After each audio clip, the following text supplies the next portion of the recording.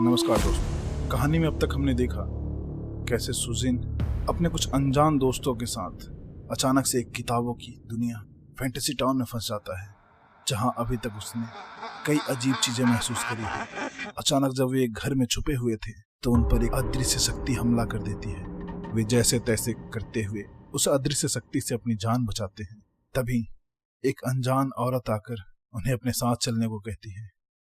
तो अब आगे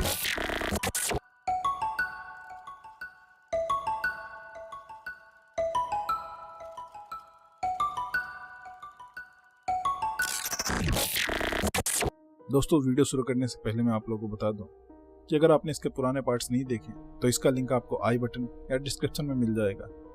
तो अब आपका और ज़्यादा समय ना लेते हुए सीधे कहानी पर आता हूँ।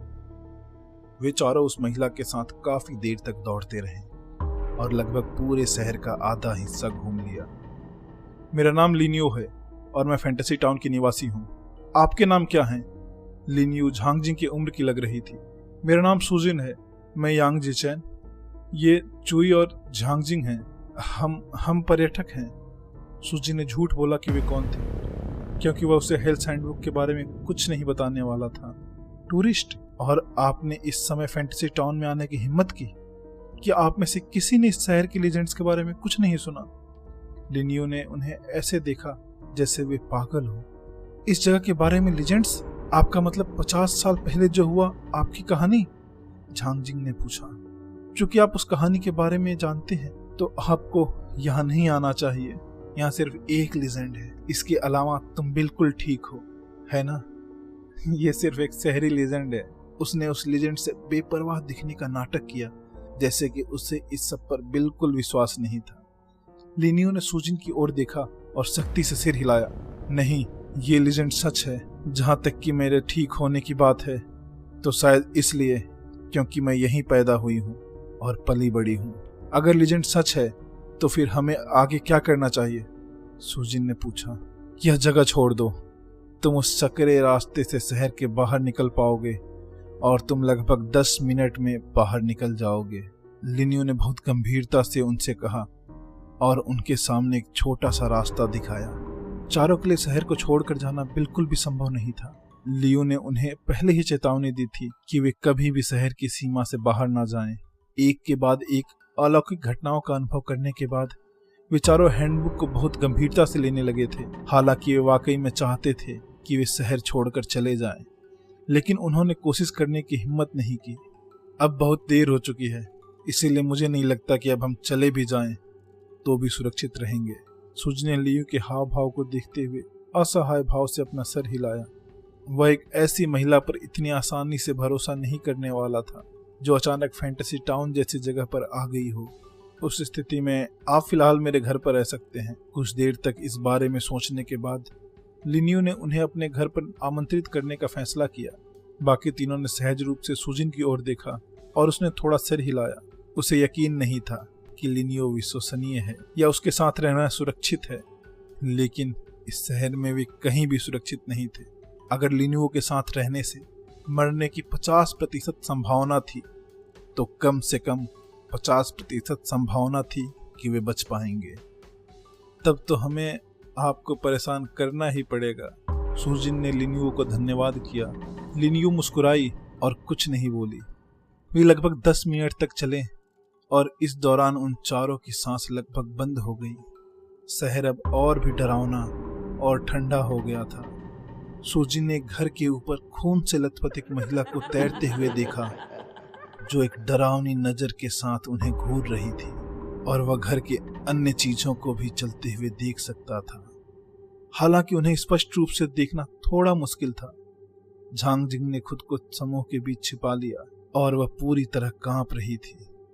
शुक्र है कि वे लिनियो के घर जल्दी ही पहुंच गए। एक छोटा सा घर था जिसमें एक आंगन था जो लकड़ी की बाड़ से घिरा हुआ था और आंगन में अन्य लोग भी थे। मैं यहीं रहती हूँ।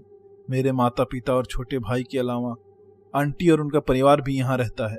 लिनियो ने लकड़ी का गेट खोला तो एक लड़का जो लगभग 13-14 साल का लग रहा था दौड़कर आया और लिनियो को देखकर मुस्कुराया। बहन तुम वापस आ गई? यह लड़का लिनियो का छोटा भाई था। भागो, चलो सब पहले अंदर चलते हैं। लिनियो ने बाकी लोगों को अपने साथ अंदर चलने का इशारा किया। सामने के आंगन में बैठे बाकी सभी लोग अपने नए आगंतुकों के पास पहुंचे। लिनियो, ये लोग कौन हैं? एक मध्यम आयु वर्ग के व्यक्ति ने भौं सी कोड़ी, और वह इस बात से खुश नहीं दिख रहा था कि सुजिन और उसके साथी यहाँ थे। पिताजी, ये टूरिस्ट हैं। आप जानते हैं कि आज कौन सा दिन है। मैंने उन्हें शहर में घूमते देखा, इसीलिए मैं उन्हें वापस ले आया। लिनियो ने धीमी आवाज में समझाया। क्या? तुम्हें यहाँ रहने से बेहतर पता होना चाहिए। तुमने कुछ ऐसे लोगों के लिए अपने लिए मुसीबत क्यों खड़ी की जो स्पष्ट रूप से मौत की दावत देने के लिए यहाँ आए हैं। लिनियो के पिता ने तिरस्कार में उपहास किया और अपने कमरे में वापस चले गए। एक अधेड़ उम्र की महिला जो उसकी माँ की तरह दिख रही थी, जल्दी से उनके पीछे भागी। लिनियो, तुम्हारे पिता कह रहे हैं, तुम्हें पता है कि आजाद कितनी खतरनाक है। हमारे लिए खुद की रक्षा करना ही काफी मुश्किल है। हम दूसरे लोगों की रक्षा नहीं कर सकते। सामने की यार्ड में दूसरी मध्यम आयु वर्ग की महिला ने कहा।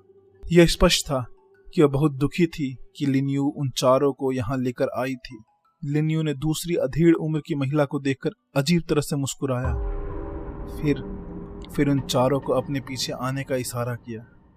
वह उन्हें एक ऐसी जगह ले गई जो किसी स्टोर रूम जैसी लग रही थी। मुझे खेद है, आज का दिन बहुत खास है, इसीलिए हर कोई थोड़ा परेशान है। कोई बात नहीं, आखिरकार हम ही हैं जो तुम पर यह सब थोप रहे हैं। लेकिन पहले वाली महिला आंटी ली थी, है ना? जब उसने कहा कि तुम लोगों के लिए खुद की रक्षा करना ही काफी मुश्किल है, तो उसका क्या अर्थ था? सुजिन ने पूछा। बस उसे अनदेखा करो। यहाँ अंदर कुछ स्टूल और दूसरी चीजें हैं, इसलिए आप आराम से बैठ सकते हैं। मैं आप सभी के लिए कुछ खाने का सामान लेकर आती हूँ। हमारे पास कुछ खास नहीं है, इसलिए मुझे उम्मीद है कि आपको कोई आपत्ति नहीं होगी। लियो ने सुजिन के सवाल का जवाब देने से परहेज किया और यह कहकर चली गई। लिनियो के जाने के बाद वे चारों तुरंत एक साथ इकट्ठे हो गए। चुई ने कहा, यहाँ सुरक्षित लगता है। खेलों में आमतौर पर एक सुरक्षित क्षेत्र होता है ना? क्या यह फैंटेसी टाउन का सुरक्षित क्षेत्र हो सकता है? झांग जिंग ने पूछा। सुजिन ने अपना सिर हिलाया। उसे ऐसा नहीं लगता था। क्या आप कभी सिर्फ सुरक्षित क्षेत्र में बैठकर खेल में आगे बढ़ पाए हैं? मुझे यकीन नहीं है कि यह जगह सुरक्षित क्षेत्र है या नहीं, और अगर है भी तो मुझे नहीं लगता कि यह लंबे समय तक सुरक्षित रहने वाला है। सुजिन ने कमरे के चारों ओर देखा और सभी के बैठने और आराम करने के लिए कुछ स्टूल निकाले। उन्हें फैंटेसी टाउन में पहुंचे हुए लगभग 1 घंटा हो चुका था, और भले ही यह वास्तव में लंबा समय नहीं था, लेकिन उनके शरीर पर शारीरिक और मानसिक तनाव अब असर दिखाने लगा था। तुम लोग यहीं आराम करो, मैं बाहर जाकर देखता हूँ। सुजिन कमरे से बाहर निकलकर चारों ओर देखने लगा। वह बहुत बेचैन महसूस कर रहा था और उसे अपनी वर्तमान स्थिति का विश्लेषण करने के लिए बहुत अधिक जानकारी की आवश्यकता थी। बाहर निकलने के बाद उसने देखा कि आंटी ली सामने के आंगन में बैठी हुई खुद से ही कुछ बुदबुदा रही थी। जैसे ही उसने उसे देखा, वह उठकर अपने कमरे में चली गई और उसे बोलने का मौका भी नहीं दिया। वह सामने के यार्ड में आराम से घूमने लगा।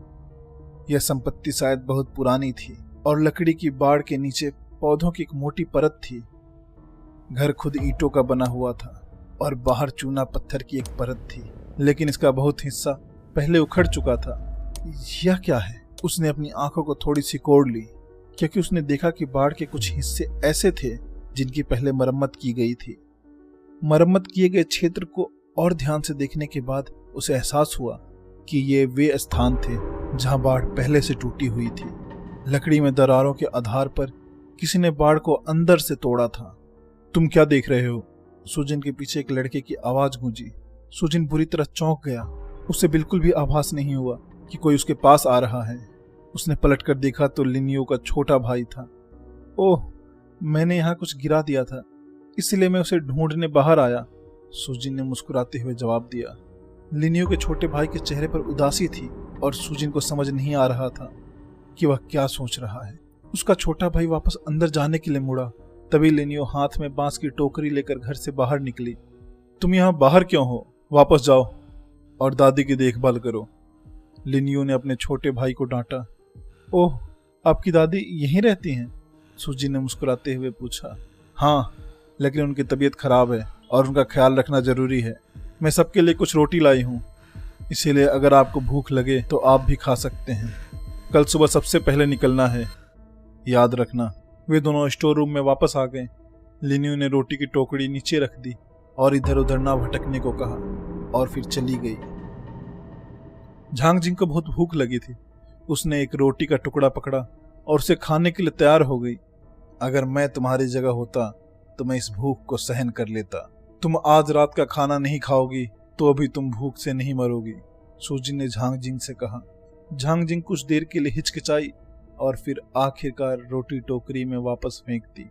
वह दुखी होकर रोने लगी। मैं कुछ नहीं खा सकती, क्या मैं कम से कम थोड़ी देर सो सकती हूँ? अगर आप मेरी राय पूछ रहे हैं तो मेरा सुझाव है कि आप ना सोएं। कोई नहीं जानता कि आगे क्या होने वाला है, इसीलिए अगर आधी नींद में कुछ होता है तो आप बहुत खतरे में पड़ जाएंगे। झांग जिंग ने निराशा में अपना सिर हिलाया। उन चारों के पास बैठे रहने और एक दूसरे को देखने के अलावा कोई विकल्प नहीं था। इस बीच सूजी ने अब तक अपने आसपास मौजूद सारी जानकारी के बारे में सोचना जारी रखा।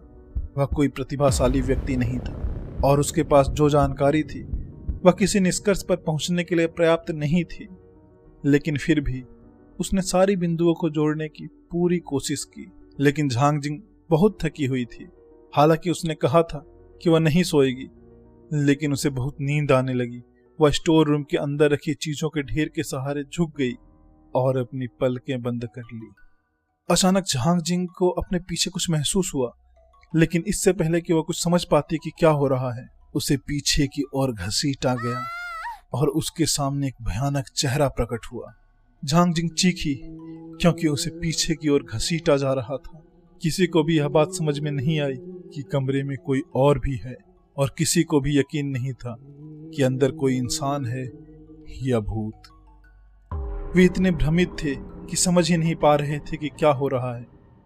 कोई मेरी मदद करो, झांग जिंग चिल्लाई। उसे बहुत दूर तक नहीं घसीटा गया था, लेकिन उसे कोई घसीट कर एक अंधेरे कमरे में ले गया था जहां केरोसिन लैंप की रोशनी नहीं पहुंच सकती थी। उन्होंने किसी के लार निकलने की आवाज सुनी। इसके बाद झांग जिंग की और भी तेज चीख सुनाई दी। तीनों लोगों को आखिरकार एहसास हुआ कि झांग जिंग मुश्किल में है। हैरानी की बात यह है कि सबसे पहले जो उसके पास दौड़ा वह वास्तव में यांग जिचेन था। वह झांग जिंग के सबसे करीब था और वह पहले अंधेरे में भाग चुका था। उसके पीछे चुई भी था। सूजी ने उन पर हमला नहीं किया, इसके बजाय उसने पहले केरोसिन लैंप को पकड़ा और अंधेरे कोने में चला गया। जो चीज झांग जिंग को खींचकर ले जा रही थी वह रोशनी से बहुत डरती थी, इसीलिए जब लैंप की रोशनी झांग जिंग पर पड़ी तो उस चीज ने उस पर पकड़ ढीली कर दी और अंधेरे की ओर भाग गई। इसके पीछे मत जाओ, सूजी ने चिल्लाते हुए देखा कि चुई वास्तव में उस चीज के पीछे भागने का इरादा रखता है। चुई अपने मार्शल आर्ट प्रशिक्षण की वजह से एक साहसी लड़का था, लेकिन अंधेरे में एक अनजान चीज के पीछे भागना खतरे से खाली नहीं था। पहले यह देख लें कि झांग जिंग ठीक है या नहीं। सुजिन दीपक लेकर झांग जिंग के पास पहुंची, जबकि यांग जिचेन ने उसे ऊपर खींचने की कोशिश की, लेकिन कई प्रयासों के बाद भी वह असफल रहा। जब उसके चेहरे पर रोशनी पड़ी तो उनकी आंखें चौड़ी हो गईं। उसका पूरा चेहरा किसी काले तरल पदार्थ से ढका हुआ था, जैसे उसने अभी अभी पेट्रोलियम से अपना चेहरा धोया हो। जिस चीज ने झांग जिंग पर हमला किया था उसने अंधेरे में से फिर से कुछ अजीब आवाजें निकालनी शुरू कर दी, मानो वह किसी भी क्षण बाहर निकलकर बाकी लोगों पर फिर से हमला कर देगी। और इसी के साथ हेल्थ हैंडबुक का ये एपिसोड भी यहीं खत्म होता है। दोस्तों, आपको ये वीडियो कैसा लगा मुझे कमेंट में बताएं। साथ ही वीडियो को लाइक, और अगर आपको मेरी मेहनत अच्छी लगे तो चैनल को सब्सक्राइब जरूर करें।